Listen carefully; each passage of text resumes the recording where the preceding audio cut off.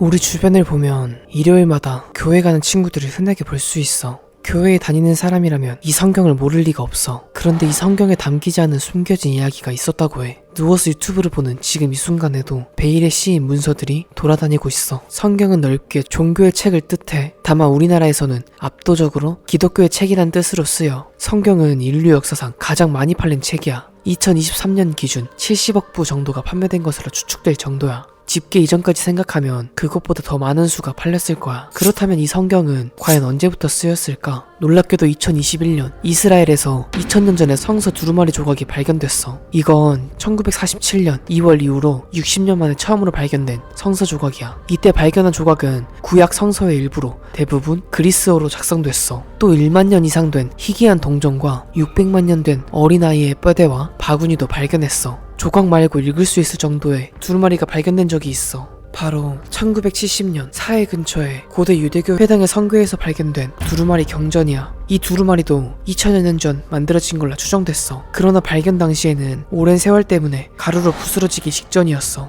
손을 대면 금방 부서져 내릴 정도로 말이야. 그리고 긴 세월 동안 손도 대지 못한 채 고스란히 모셔만 뒀어. 그리고 세월이 지나 2016년 첨단 컴퓨터 기술이 개발돼 컴퓨터 스캔 장비를 이용해 두루마리를 디지털 영상으로 펼친 거야. 판독 결과 두루마리는 2000여 년 전 만들어진 게 맞았어. 구약 성경의 바탕을 이루는 기독교의 초기 경전인 마소라 성경 구절 내용을 포함하고 있었어. 금방이라도 부서질 것 같았던 겉모습과는 다르게 디지털 영상으로 풀어낸 글자들을 놀랄 만큼 깨끗했어. 쉽게 판독 가능할 정도로 말이야. 여러 과학자들이 고문서를 복원하겠다는 염원으로 만들어낸 기술들이 세상에 밝혀낸 놀라운 정보들이야. 앞으로 다른 고대 문서의 비밀들도 풀어낼 수 있겠네. 성경은 정경과 위경, 외경 세 가지로 나뉘어. 정경은 현재 기독교 신자들을 보고 따르는 구약과 신약을 뜻해. 위경은 잡다한 유대 문헌들로 허구적 인물과 사실을 익명의 저자들이 쓴 책이야. 하나님의 계시가 아니고 신앙적으로 참고하지 않아. 외경은 구약 정경에 포함되지 않은 책들이야. 구약 외경과 신약 외경으로 나뉘는데 구약 외경은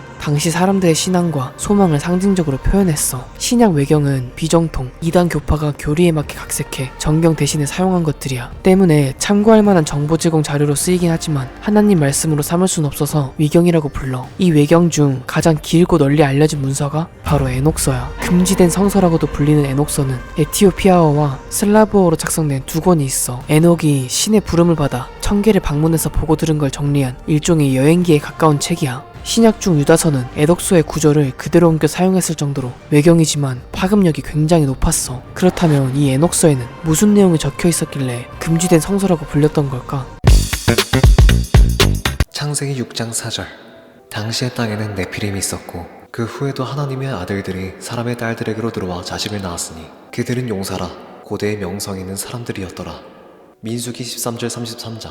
거기서 네피림 후손인 아낙 자손의 거인들을 보았나니 우리는 스스로 보기에도 메뚜기 같으니 그들이 보기에도 그와 같았을 것이니라.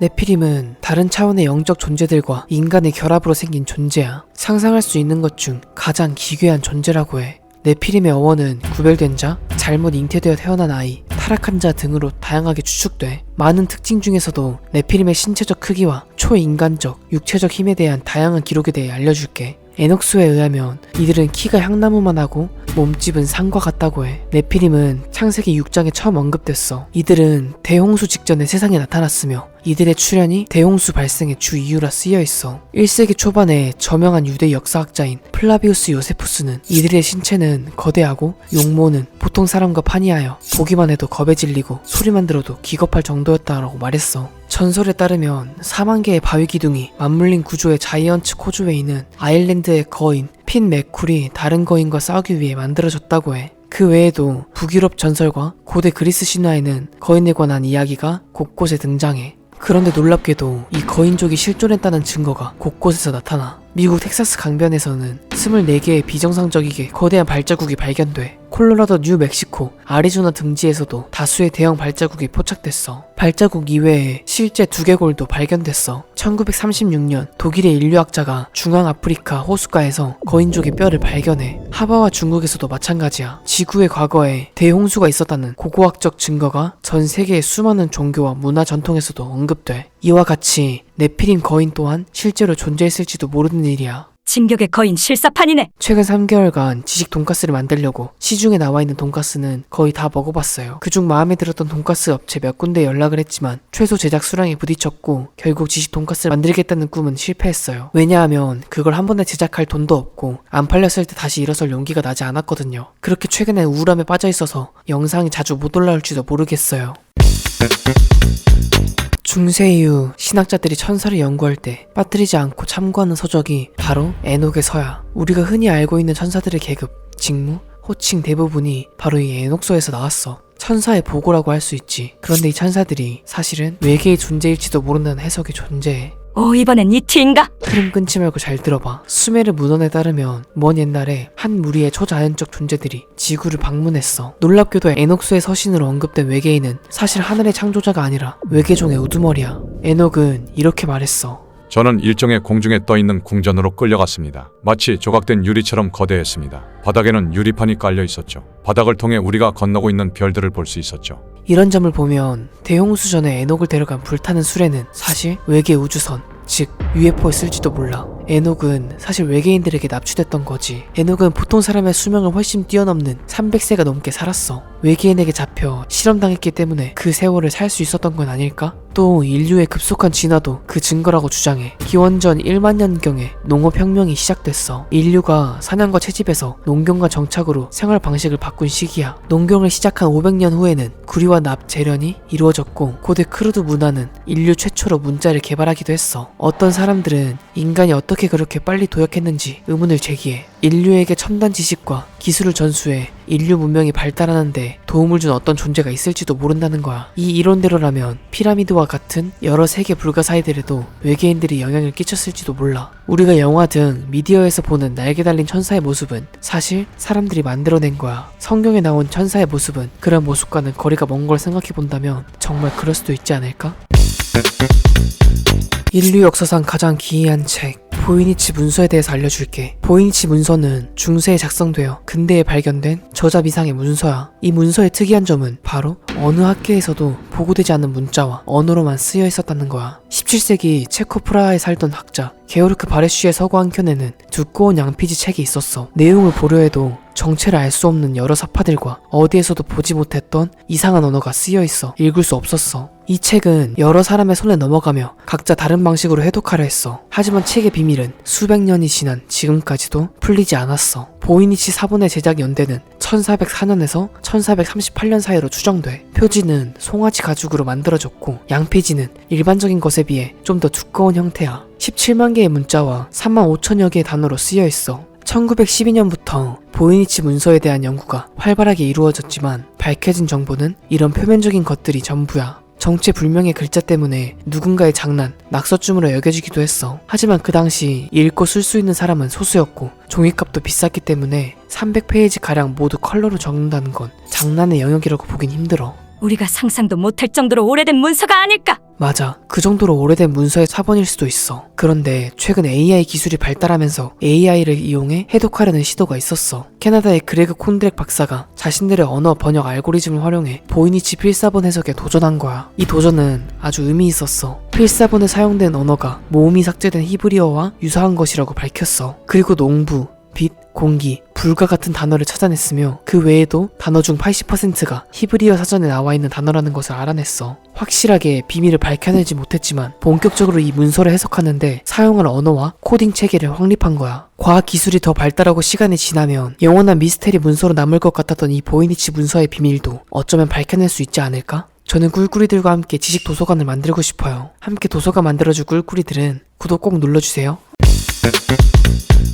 한국에도 정말 놀라운 내용이 담긴 문서가 존재해. 바로 우리나라에 존재하는 보물에 관한 이야기야. 원피스나 동화책에서나 나올 것 같은 이야기가 실제로 적혀있어. 심지어 그 배경도 우리나라야. 해적선으로 유명했던 여주의 섬 소리도에는 숨겨진 보물에 관한 이야기가 두 가지나 있어. 하나는 1627년 네덜란드의 상선이 일본에서 황금을 비롯한 보물을 싣고 인도네시아로 가고 있었어. 그러다 갑작스럽게 해적에 쫓기게 되었고 소리도의 굴에 보물을 급하게 숨겨놓고 도망쳤다는 이야기야. 또 다른 얘기는 후백제의 왕인 견윤의 사위가 소리도의 동굴에 엄청난 금은보화를 숨겨두었다는 전설도 전해져. 대구광역시 동구 도학동에 위치한 절 804가 있는 팔공산에도 이런 이야기가 있어. 한 탈북자가 한국전쟁 당시 양아버지가 팔공산에 금괴 40kg을 묻어뒀다고 주장했어. 금 시세에 따라 조금 차이가 있겠지만 이게 진짜라면 약 25억 원 정도의 가치가 있다고 해. 일제강점기 당시 일본군이 패망하기 직전에 중국과 만주 등에서 문화재를 비롯한 금괴를 약탈했던 황금 백합 작전이 있었어. 이 약탈한 것들의 운반이 어려워지자 우리나라 곳곳에 숨겨두고 일부는 운반하는 도중 침몰했다고 해. 숨겨져 있다고 추정되는 곳은 부산, 부평, 공주, 제주도 등 전국 각지야. 실제로 제주도는 1980년대 이후 보물 사냥꾼들에 의해 수십 차례나 파헤쳐질 정도로 야마시타 보물섬이라고 여겨진다고 해. 실제로 우리나라에도 보물이 존재한다니 만약 찾게 된다면 역사를 발견하는 것과 다름없을 것 같아. 찾기만 하면 대박 아니야?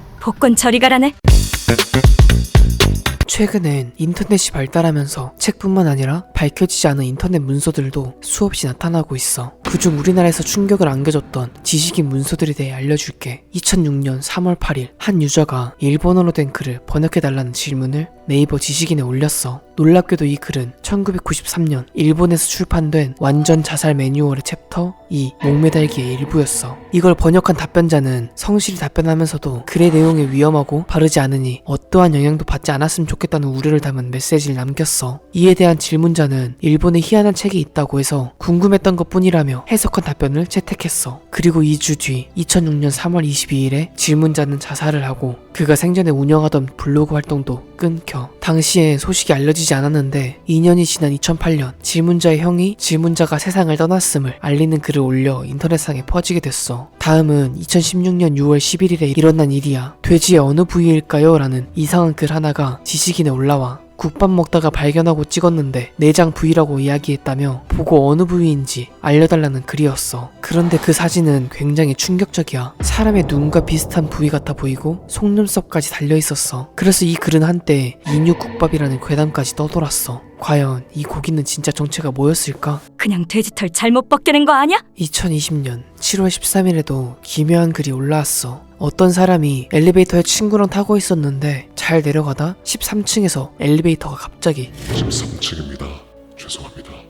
최하층까지 곤두박질 치는 꿈을 꿨다는 거야. 질문자는 공포스러웠던 꿈이라며 이 꿈에 대해 해몽을 부탁했어. 답변은 평범했어. 엘리베이터에서 떨어지는 꿈은 신분이 하락하고 이름과 명예가 실추된다는 글이 달렸어. 그런데 정말 놀라운 건 일주일 뒤 질문자가 올린 추가 질문의 내용이야. 글을 올린 일주일 뒤 엘리베이터의 전원이 잠시 내려갔고 그 다음 주 엘리베이터 불이 거의 다 나갔다고 하며 사진을 함께 올렸어. 그런데 사진을 잘 봐봐. 층수가 이상하지 않아? 2, 1 거꾸로 하면 13으로 보여. 꿈이 반대라는 건 이런 뜻이었나? 지금 얘기가 꿀꿀이들 지식에 도움이 됐다면 좋아요 꾹 눌러주세요.